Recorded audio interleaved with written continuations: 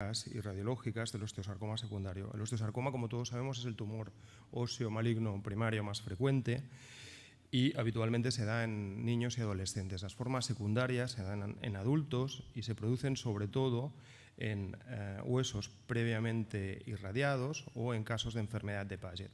Otras entidades en las que el osteosarcoma secundario son menos frecuentes son los infartos óseos, la osteomielitis crónica, la displasia fibrosa, la encondromatosis, la exóstosis múltiple hereditaria e incluso el osteocondroma solitario y las formas familiares de retinoblastoma. El objetivo, como digo, es revisar las características clínicas y radiológicas de esta entidad, del osteosarcoma secundario, y para ello realizamos una revisión retrospectiva de los casos vistos en nuestro hospital, un centro de tercer nivel de referencia en nuestra región para el tratamiento de sarcomas, en el periodo comprendido entre el 96 y el 2016. Revisamos las historias clínicas y todos los estudios de los casos de osteosarcoma con diagnóstico histológico encontrados en el registro de anatomía patológica. Y para ello lo que hicimos fue una revisión, como digo, del registro de anatomía patológica y después de las historias y de todos los estudios radiológicos disponibles en el PACS. Encontramos 11 casos de formas secundarias, 6 hombres y 5 mujeres, con un rango de edades amplio que iba desde los 25 a los 86 años y una edad media de 45 años. Todos los casos se habían estudiado con TAC. En 10 de ellos disponíamos de radiografías. En los 2 que no había radiografías se trataba de lesiones del maxilar, que solamente había ortopanto. En 8 casos se había realizado resonancia y en 2 PEC-TAC. Hicimos nosotros la biopsia percutánea en 6 de los casos. Respecto a las etiologías, en 6 casos la lesión fue post-radioterapia, en 3 casos en pacientes con carcinoma, 1 de mama, 1 de orofaringe y 1 de próstata, en 2 casos por un sarcoma de Ewing en la infancia y en un caso de neuroblastoma irradiado. El intervalo medio transcurrido desde la radioterapia fue muy amplio, fue de 17 años, con un rango entre 5 y 25. Y el resto de casos asentaban en enfermedad de Paget, donde encontramos 3 casos, y un caso de displasia fibrosa y un caso de osteocondroma solitario. Las lesiones se localizaban en pelvis sacro, que era la localización más frecuente, en 4 casos, luego en el maxilar superior en 2 casos y luego, por último, un caso en el maxilar inferior, en la clavícula, en el fémur y en la tibia.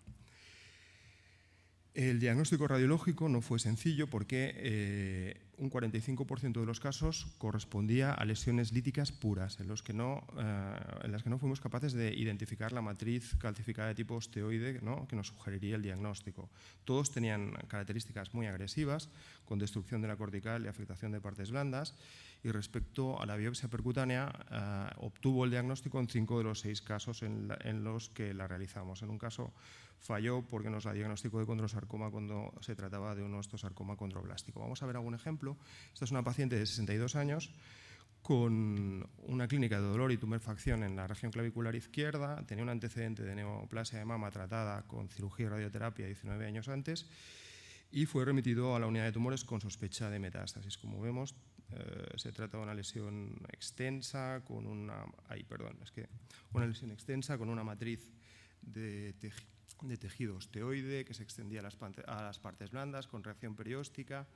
En el estudio gamagráfico se trataba de una captación única, realizamos la biopsia percutánea y el diagnóstico fue de osteosarcoma convencional. El estudio de resonancia demostraba también las características típicas del osteosarcoma, ¿no?, la baja señal en relación con este componente escleroso, el componente de partes blandas con osteoide en su interior, una lesión muy larga, infiltrativa.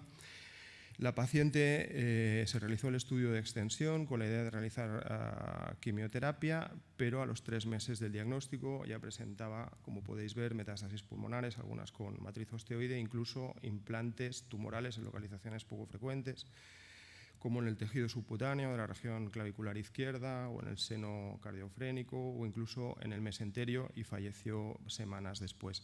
Esta es una paciente joven de 25 años que presentaba una lesión lítica en la región sacroiliaca izquierda. Había sido irradiada por un neuroblastoma, tenía una actitud escoliótica, ¿no?, de convexidad derecha, estarán las grapas de la cirugía del neuroblastoma en la infancia. Cuando se presentó en el tumor, la verdad es que pensamos que podría ser un sarcoma radioinducido, pero ni en el TAC, que además pusimos contraste, ni en resonancia Encontramos matriz osteoide, se trataba de una lesión agresiva que destruía la cortical con masa de partes blandas. Después de poner contraste veis que tiene un patrón ciertamente lobulado. También la paciente realizó un tratamiento con quimioterapia, se intentó resecar, se hizo una artrodesis lumbo-sacro-ilíaca, veis que hay tornillos aquí en el ilíaco. No se pueden volver a irradiar, obviamente, estos pacientes, y un año después de la cirugía y de la quimio pues tenía esta masa enorme, con una gran clínica dolorosa por afectación de raíces sacras, y también falleció a las pocas semanas.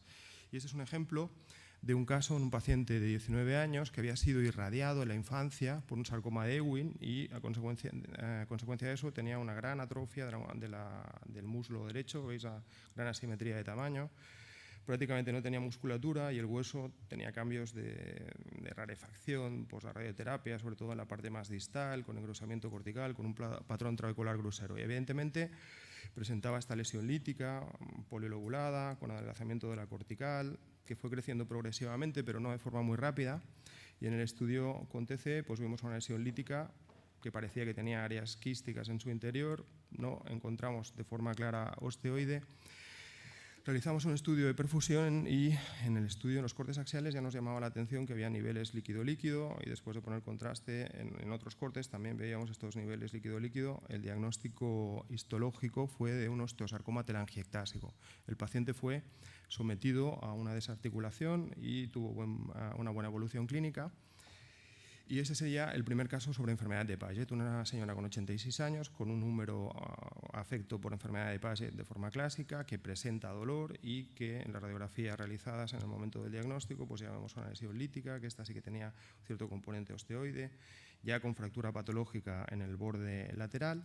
Aquí vemos a mayor detalle. En el estudio de TAC se trataba de una lesión con un aspecto de alto grado, ¿no? Muy agresiva, con afectación de partes blandas, con una gran captación de contraste. Por su edad, la paciente no era candidata a quimio, tampoco quiso someterse a radioterapia. La fuimos siguiendo. Al cabo de 3 meses, la masa tenía un gran crecimiento, había realizado una fractura patológica completa y también falleció en el curso de pocas semanas. Este era un paciente que no conocía estar diagnosticado de enfermedad de Paget, que debuta con una masa en la región inguinal derecha, palpable, dura, pétrea.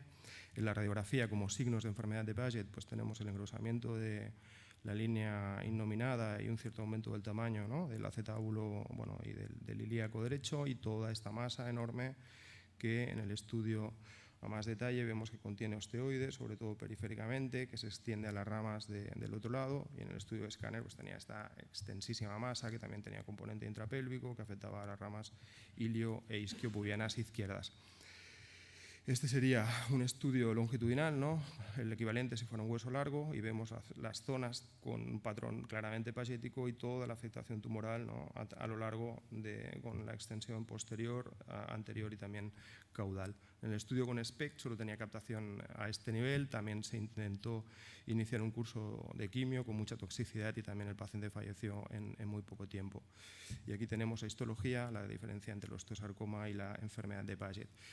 Ya estamos acabando. El caso de displasia fibrosa, establecimos el diagnóstico de osteosarcoma secundario en la pieza quirúrgica. Se trataba de esta lesión que, bueno, encajaba bien con el diagnóstico de osteosarcoma en el maxilar superior, estaba invadiendo el seno, se estaba metiendo también en la fosa nasal, en la resonancia también, ¿no? Un patrón bastante característico con baja señal. Y en la pieza quirúrgica el patólogo nos dijo que revisáramos si podríamos encontrarnos delante de un osteosarcoma sobre displasia fibrosa. Y analizando vimos una cierta simetría. Aquí parecía que había un patrón de vidrio esmerilado. El aumento aquí había un aumento del tamaño respecto al otro lado. En resonancia encontramos un poco lo mismo y asumimos que sí, y esta es la confirmación también, ¿no? El patrón de displasia y el patrón de osteosarcoma. Por último, el caso tal vez más raro es el de una paciente de 46 años que presentaba esta imagen en la región tibial posterior de localización metafisaria con un aspecto característico de osteocondroma. Este estudio, o sea, esta paciente en este momento presentaba más que dolor solamente la masa palpable, que refería que la tenía de años de evolución. Se realizó estudio con TAC, con resonancia, incluso la biopsiamos, el diagnóstico fue de osteocondroma, y 6 meses después aparece con estas radiografías donde ya vemos una lesión lítica, ¿no? Tanto en el frente como en el perfil. Vemos que El tamaño de la lesión osteocondromatosa ha disminuido de forma muy franca, vemos también la reacción perióstica, parece que ya hay componente de partes blandas, y en el estudio CONTACT la extensa lisis, de nuevo, en este caso sin matriz osteoide, solo quedaba como la cáscara, ¿no?, la periferia del osteocondroma. Aquí la reconstrucción en el plano sagital, el diagnóstico fue osteosarcoma convencional, lo enviamos a revisar a otro centro, dada la rareza del caso, y efectivamente correspondía a un osteosarcoma convencional secundario al osteocondroma. En resumen, debemos pensar en esta lesión en dos escenarios clínicos: pacientes irradiados, con un intervalo posirradiación largo, como media 17 años, también en pacientes con enfermedad de Paget que presenten dolor de nueva aparición, masa palpable o tumefacción, y tener en cuenta que hasta en un 45% de casos no pueden mostrar matriz osteoide y pueden diagnosticarse como metástasis en casos de carcinoma irradiado, metástasis de su primario. Tener en cuenta, por último, un aspecto positivo, y es que este paciente, que fue operado en el año 2018, fue desarticulado, se prostetizó, la prótesis le fue muy bien. El chico realmente tenía una pierna muy pequeña, que iba cojo, que realmente estaba muy mal. Con la prótesis empezó a realizar una vida mucho más activa. El hecho de haber superado 2 neoplasias entró en una dinámica muy positiva, empezó a trabajar para esta casa de prótesis y hoy en día es un escritor con un cierto éxito que realiza libros de autoayuda para pacientes oncológicos y va dando conferencias sobre cómo afrontar el hecho de que la vida te sorprenda con 2 neoplasias malignas en 19 años. Y muchas gracias por vuestra atención.